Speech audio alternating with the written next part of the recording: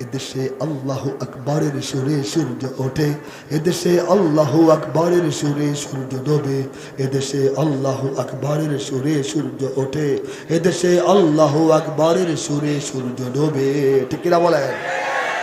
এদেশের মাল্লা মাঝি সবার ঠোঁটে শোনো রে লা ইলাহা জিকির ওঠে, এদেশের মাল্লা মাঝি কিষান সবার ঠোঁটে শোনো রে লা ইলাহা জিকির ওঠে। ইমানের তপ্ত আগুন জ্বলছে সবার বুকে বুকে, ইমানের তপ্ত আগুন জ্বলছে সবার বুকে বুকে, সে আগুন দেশ হতে দেশ দেশান্তরেও জ্বালতে হবে।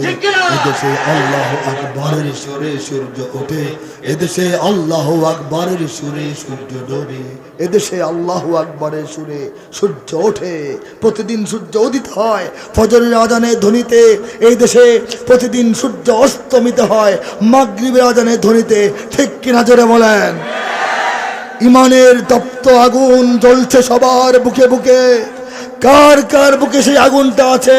তাকবীর দিয়ে হাত তুলে এই মুহূর্তে প্রমাণ করে দিন।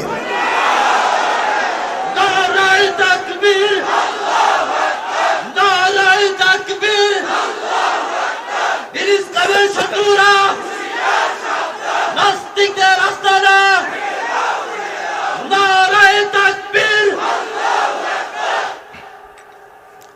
ভাইরা আমার,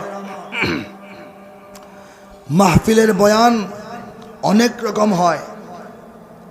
শুধু কোরআনের কিছু আয়াত থেকে যদি তাফসীর করা যায় তবুও একটা পূর্ণাঙ্গ বয়ান হয়ে যায়। শুধু হাদিসের ব্যাখ্যা বিশ্লেষণ করলেও সুন্দর চমৎকার পূর্ণাঙ্গ বয়ান হয়ে যাবে। শুধু মানুষের আমল সুন্দর বিশুদ্ধ করার জন্য ওয়াজ করলে একটা ওয়াজ হয়ে যাবে। শুধু মানুষের চরিত্র গঠনের জন্য, আখলাক গঠনের জন্য কথা বললেও বয়ান হয়ে যাবে। শুধু নারীদের বিষয়ক কথা বললেও বয়ান হয়ে যাবে। শুধু কবর, হাসর এবং বিচার দিনের কথা বললেও একটা বয়ান হয়ে যাবে।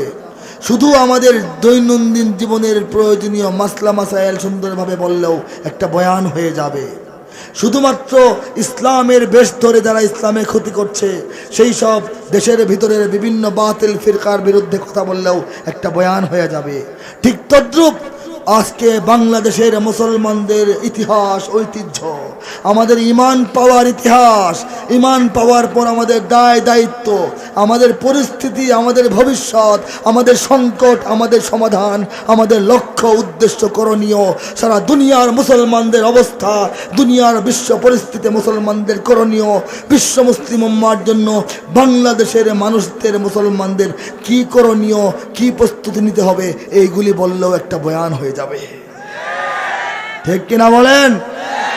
আমরা সীমান্তের কাছাকাছি একটা গ্রামে বসে আছি, এমন এক দেশের সীমান্ত যেই দেশটাকে স্বয়ং আল্লাহ রাব্বুল আলামিন ইসলামের বিজয়ের জন্য নির্ধারণ করে দিয়েছেন।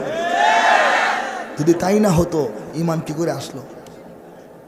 বিজ্ঞানের হিসাবে বুঝাইতে পারবেন না, অঙ্কের হিসাবে বুঝাইতে পারবেন না, যুক্তি দিয়া ধরা পড়বে না, আপনি পণ্ডিতি দিয়ে হিসাব মিলাতে পারবেন না। পাণ্ডিত্য সব জায়গায় চলে না।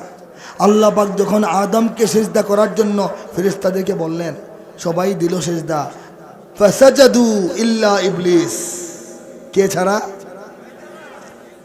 ইবলিস পাণ্ডিত্য দেখাইলো, যুক্তি দেখাইলো, বৈজ্ঞানিক বিশ্লেষণ করলো। আমি তো আগুনের তৈরি, আগুনের চরিত্র হচ্ছে উপরের দিকে যাওয়া, বাতি উল্টায় ফেললেও আগুন উপরের দিকে থাকে। ঠিক কিনা বলেন? মোমবাতি উল্টাইলে কি হয়? আগুন উল্টে যায়। আগুন কই লাগে? হাতে গিয়ে লাগে। সে যুক্তি দিতেছে আল্লাহকে, আল্লাহরে আগুন চিনায়, আল্লাহরে কি চিনায়? আগুন কি আর মাঠে কি, এটা আল্লাহকে চিনাইতেছে। বর্তমানে নাস্তিকদের মতো। শরীয়তের হুকুম আপনি না বুঝলেও মানতে হবে। আপনি তো বুঝার কথা না, আপনি বুঝবেন কেমনে? আপনি যখন ছোট ছিলেন